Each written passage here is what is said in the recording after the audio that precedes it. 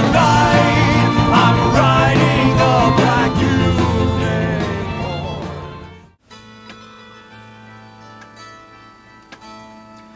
Ladies and gentlemen, boils and ghouls, thank you for tuning in.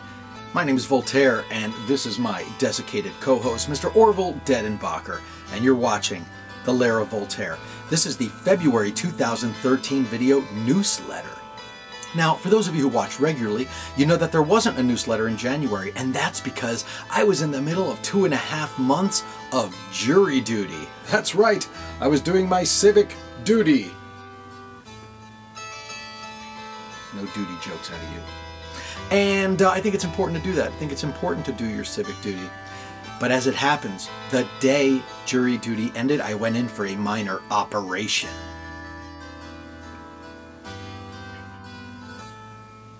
No, I'm having a dick removed. Security! Remove this dick!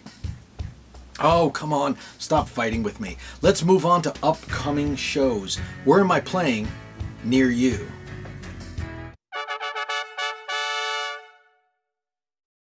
March 6th, I'm in Philadelphia at the Starlight Ballroom for a party called Vortex. March 16th, I'm in Boise, Idaho at the Clockwork Carnival at Club Liquid. Now, March 23rd and 24th, I'm either going to be in Fayetteville, Arkansas, or I'm going to be at a My Little Pony PonyCon in Brooklyn. Haven't booked either, but they're both up in the air, so stay tuned and find out where I'll be there.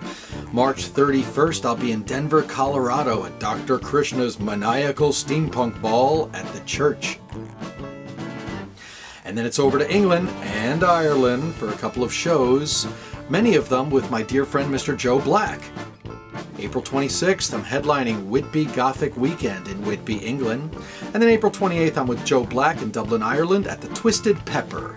Again with Joe, May 1st in Leeds at the Wardrobe, and with Joe, May 2nd in Windsor at Fire Station Art Centre. And then, May the 4th be with you, I'll be in London at the Boston Music Room. I come back to the States May 18th for the Steampunk World's Fair, the biggest steampunk con in all of the world. That's in New Jersey. And then May 25th, I'm at Up in the Ether Con in Detroit.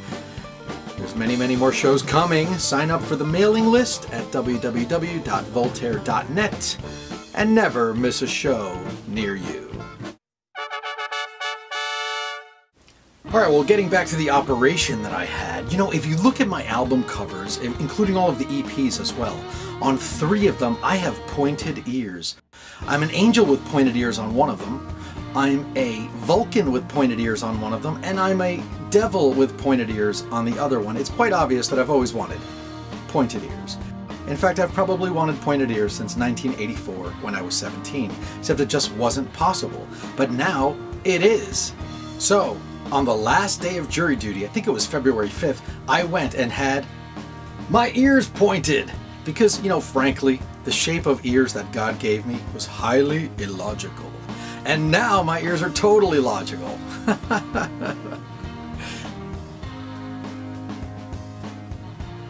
Yeah, that means pretty much nothing coming from a guy who has neither a liver, lung, nor prostate. It's dark here in the lair, but here's a really nice, clear, crisp picture where you can see my pointed ears.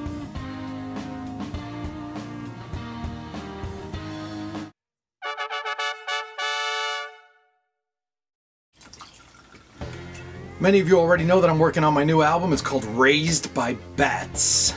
You know, it's funny because people call me a gothic musician, but I've never made a goth album. I'm a goth who makes albums. But the music isn't really gothic, you know, it's kind of gypsy punk at times, and it's cabaret at times. There are sea shanties, there are country songs, there's old school jazz, you know, there's pretty much a little bit of everything. Flamenco, reggae, for crying out loud. But I've never made a goth album, and my next album will be a goth album.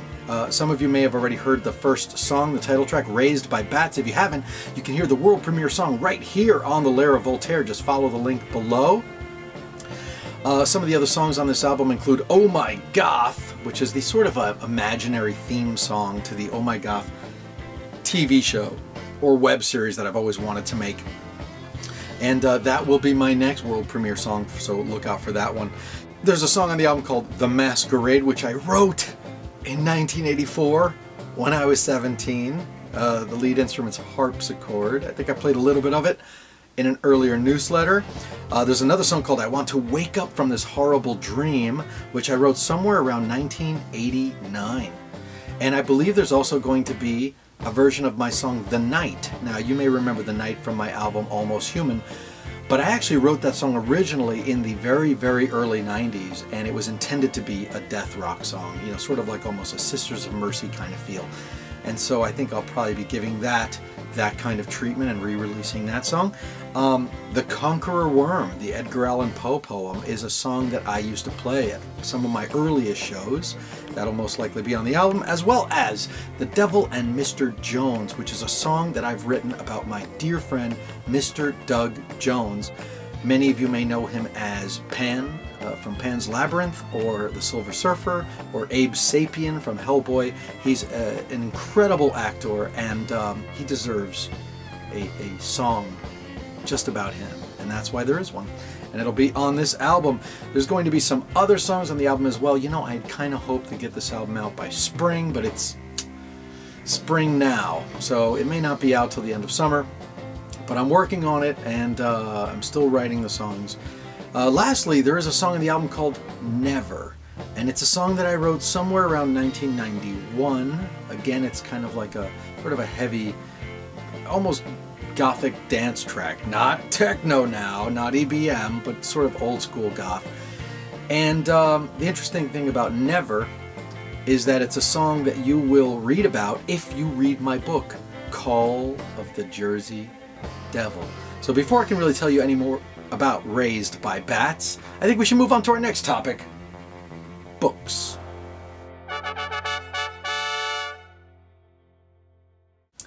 Many of you know that I've written a novel called Call of the Jersey Devil. In this book, 5 mall rats and a washed-up goth singer. That's me. As opposed to a desiccated curmudgeon. Sorry, I didn't write you into the book. Maybe I should have. In any case, 5 mall rats and a washed-up goth singer find themselves stranded in the Pine Barrens of New Jersey, where they discover 2 things. One of them is that the Jersey Devil of folklore is real. And, as many of you have already suspected, that hell is situated directly below New Jersey. Nonetheless, the washed-up goth singer, his name's Billy Bats, and he has a band called Raised by Bats. So the next album I'm making is the one album made by the band Raised by Bats. And you will be reading in the book about the song Never. So it's just the whole world's kind of converging. I wrote this song in '91. I wrote the book last year, but it's all kind of coming together. You know what they call that, Orville?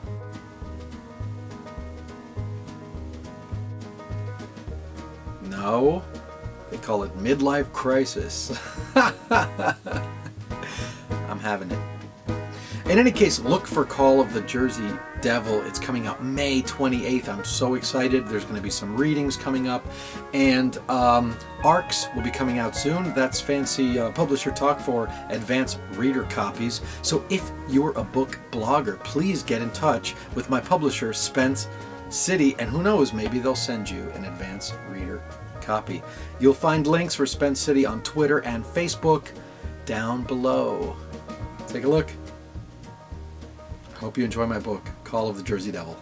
I think it's hilarious and scary and sad. It's all good things.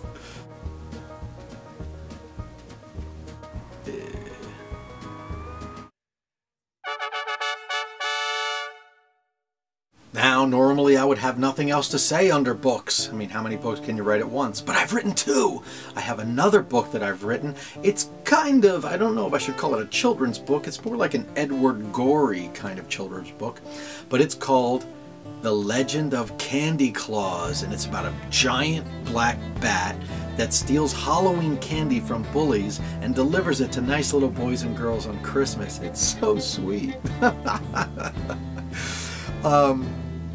Yeah. Here are the first 2 stanzas to give you an idea of what the book's like. Long, long ago, in a land that I know, almost too far away to conceive, began a great tale I used to regale all the children on Christmas Eve. It tells of a creature with a curious feature that sets him apart from the rest. A great mighty gargoyle, his mother named Hargoyle, for the heart-shaped patch on his chest. It's a really sweet book, but don't be fooled, it's got teeth. Candy corn teeth. It's really kind of tragic in a sort of like a classic Disney film sort of way, like in the tradition of Bambi or Dumbo. I mean, it's really sad and kind of tragic, but at the same time, I think it's really beautiful, and I think it has a happy-ish ending. And what's the great news about The Legend of Candy Claus? It's coming out on Halloween. I've just signed a deal with Mezco Toys. That's right, Mezco Toys. So it's not coming out on a publisher, it's coming out from Mezco, the toy company. What could that mean? Well, I think that in order to know what that means, we need to move to the next topic, toys. Well, as it happens, Mezco Toys is putting out The Legend of Candy Claus, and as you may have suspected, being that it's a toy company, it comes with a plush. And it's going to be a beautiful, beautiful plush, because Hargoyle is a giant, terrifying, bat-like creature with a big, fluffy white heart on his chest and candy corn teeth. He's kind of cute and terrifying all at once. I think of him as sort of like a gothic Totoro. If you've ever seen My Neighbor Totoro, I think that he and Hargoyle are, you know, gargoyles from another mother.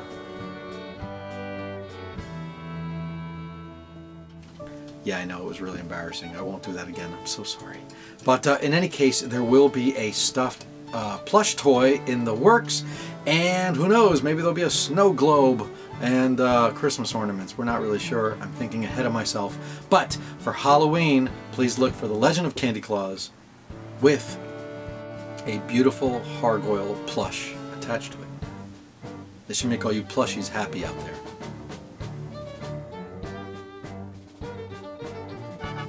Oh yeah, maybe I shouldn't have said that. It's kind of nasty.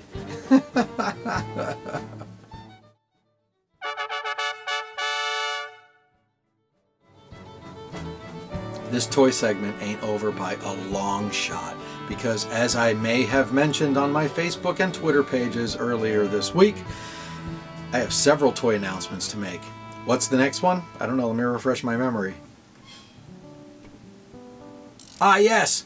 Deddy plush are being made again. That's right, all of you hundreds, okay, dozens, okay, both of you, who asked for Deddy plush, they're going back into production. It's going to be a completely different company, which means that they're going to be upgraded. The older Deddy plush, if you happen to own one, you'll notice that all the details are heat transfer. That's because those Deddy plush were only ever intended to be prizes at amusement parks. So to be honest, they were made kind of on the cheap side. These are going to be really, really super nice, embroidered, beautiful plush toys. And with any luck, I'll have them in my hand by the end of summer, possibly by Dragon Con. So for those of you who have patiently waited for Deddy plush, the wait is almost over. It's not the end of toys. There's more toy news. It's hard to believe. Hey, ladies and gentlemen, have you ever heard of the Living Dead dolls from Mezco? I love the Living Dead dolls. They've made several million of them. I think they're on series like 26 at this point, honestly. It's just such a great idea, and they're so well designed, and they're so well made, and there's really, really super intense Living Dead doll collectors out there who just must have every single one of them. In fact, you may or may not know that at some point I animated Living Dead dolls for a commercial for Fangoria. Well, it is with a great amount of pride that I get to announce right now that coming this summer, there is a Riding a Black Unicorn Voltaire Living Dead doll coming out. That's right, can you believe it? It is going to be a Living Dead doll of moi. That's French. And I'm going to be wearing more or less the outfit that I wore on that tour.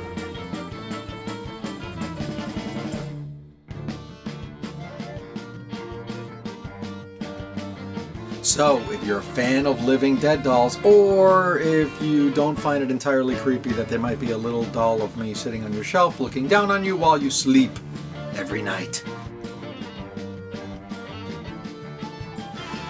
then please pick one up. We should have more news soon, and hopefully I'll have a picture to post at some point in the near future. Toy news has got to be over, right? Right? Toy news has got to be over. It's not! There's more toy news because, as it happens, you know, a lot of bronies post on my page. I think they were attracted to my page because on Riding a Black Unicorn, I'm riding this giant black unicorn. And I think, you know, for some reason the bronies saw that and they were like, oh my god, he loves ponies! I'm not sure how you get pony from like nightmarish demon unicorn, but hey man, I'm an inclusionist. You know what I'm saying? I am an inclusionist. I don't care what you're into. If you're not hurting anybody and you love it with a passion, I already like you more than hipsters who love nothing with a passion.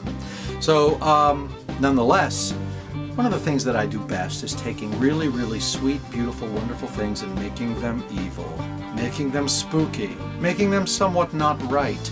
So, those of you who follow me on Twitter and Facebook have already seen this Pony of Doom.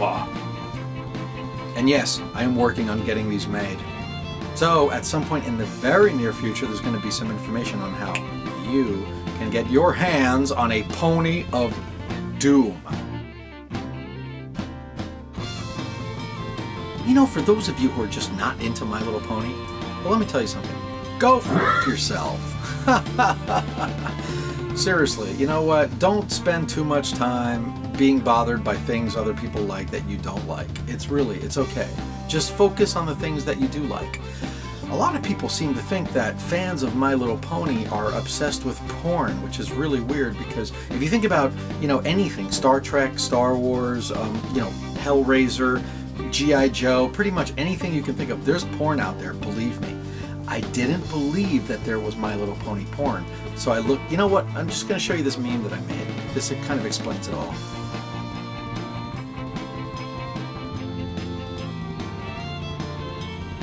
So yeah, I don't really care. Anyway, if you love ponies, good on you. Have passion. Have something that you love. Don't let anybody get you down. I happen to love bats.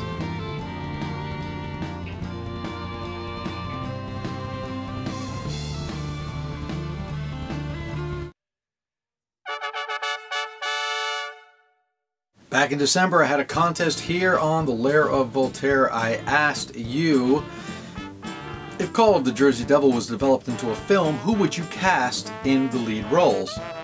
And I kind of outlined who some of the main characters were, and there were just many entries. And the prize is this incredibly wretched sketch that I did to show Michael Comark, the artist who painted the cover of the book, what it should look like more or less.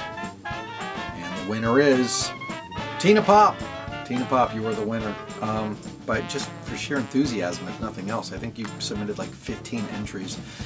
So I hope you enjoy this awful piece of art that I created. You know, it's bad. Anyway, I hope you find a place for it in your home. And that leads us to this month's contest.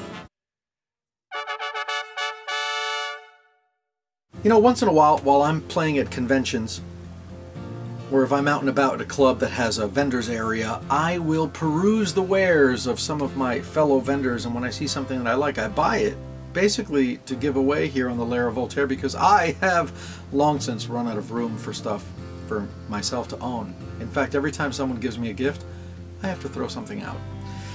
However, I'm sure that's not true with you out there in the heartland of America and the big wide world that you live in. So I buy things and I give them away here. And one night I was out at a goth club and I saw this. So a lovely young lady was selling these little coffins. And she also was selling these lovely handmade necklaces. And I recognized her. I had met her a while back. She has a website called JackieHatesYou.com. Now that's goth. Alright, whatever. Start a website. So, JackieHatesYou.com. So I was so enamored of these necklaces and coffin boxes that I bought 3 sets. I'm going to give them away right here on the Lair of Voltaire. And the contest is: write me a 2-line poem in the comments below about absolutely anything involving a spooky toy or spooky toys in general. And I'm going to pick my 3 favorites, and each one of you is going to win a little coffin with a handmade necklace inside from JackieHatesYou.com. That's your homework, boys and girls, so get to it.